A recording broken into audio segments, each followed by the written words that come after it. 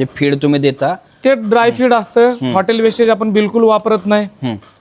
आणि सुरुवातीला काय अडचणी आल्या होत्या? सुरुवातीला सर ज्यावेळेस पीक फार्मिंग करायचं ठरवलं त्यावेळेस खूप ऑनलाईन सर्च केले, कुठं ट्रेनिंग आहेत का. महाराष्ट्रामध्ये कुठं ट्रेनिंग आपल्याला अवेलेबल नव्हती. लोकल एका फार्मवरती गेलो, त्यांच्याकडून थोडीशी माहिती घेतली आणि लोकल ब्रीड आणलं. ब्रीड आणल्यानंतर तेच की आपण सुरुवातीला काय केलं, स्वतः फीड बनवायचो, कारण फीडच्या कंपन्या त्यावेळेस कुठं महाराष्ट्रामध्ये नव्हत्या. फीड मागवायचो पंजाबवरनं. सुरुवातीला स्वतःचं बनवायचा प्रयत्न केलं. स्वतःचं बनवल्यानंतर ज्यावेळेस सक्सेस भेटला नाही, मग कारण फीड फॉर्म्युलेशन पण व्यवस्थित नव्हतं आपल्याकडं. पंजाबवरून काही वेळेस फीड मागवले. कॉस्टिंग ते जायचं 40, 42, 45 रुपयापर्यंत. ट्रान्सपोर्ट कॉस्ट जास्त यायचा. आणि शेवटी माझ्याकडे जे ब्रीड होती लोकल ब्रीड, त्याचा परफॉर्मन्स त्या फीडवरती व्यवस्थित नव्हता. बरं.